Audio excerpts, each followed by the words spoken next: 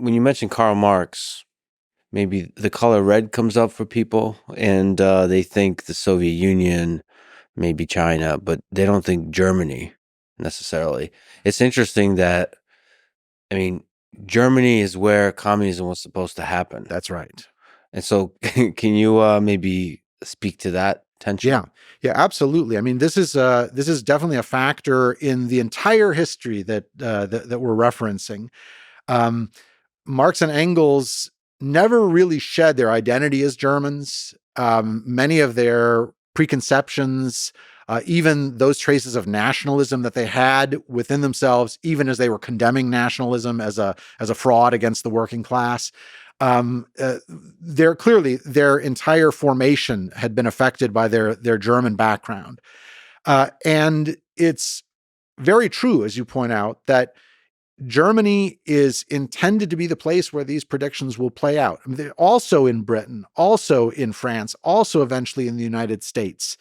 But it's it's Germany by virtue of its central location and then its rapid development later than Britain or France in industrialization, give it this special role in Marx's worldview.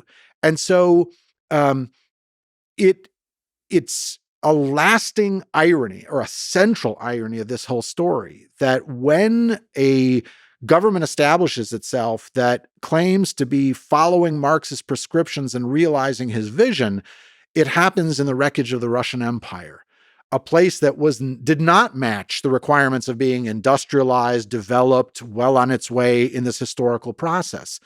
And nobody knew this better than the Bolsheviks.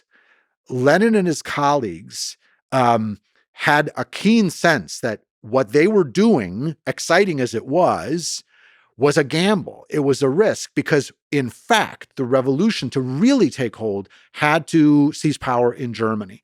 And that's why immediately after taking power, they're not sure they're going to last. Their hope, their promise of salvation is that a workers' revolution will erupt in Germany, defeated Germany, in order to link up with the one that has been launched in this unlikely Russian location, and henceforth, great things will follow that do hew to Marx's historical vision. The last thing to mention about this is that this predominance of Germany in the thinking of Marx had two other reflections. One was that German socialists and later communists organize in order to fulfill Marx's vision, and they produce something that leaves other Westerners in awe in the late 19th century. And that's the building of a strong German workers' movement and a social democratic party. That social democratic party by 1912 is the largest party in German politics by vote. And there's the possibility they might even come to power without needing radical revolution, which, again, also goes against Marx's original vision of the necessity for a revolution.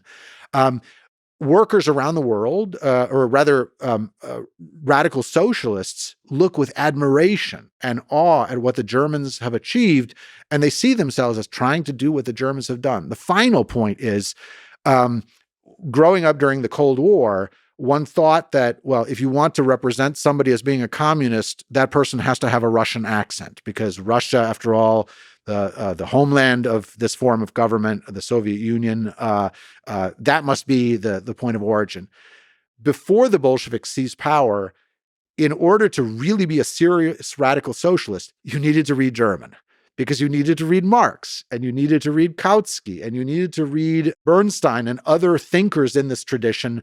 And it's only after the Soviet seizure of power that this all changes. So there's lots of marks of that phenomenon. Which is why the clash between nationalism and communism in Germany is such a fascinating aspect of history and all the different trajectories it could take.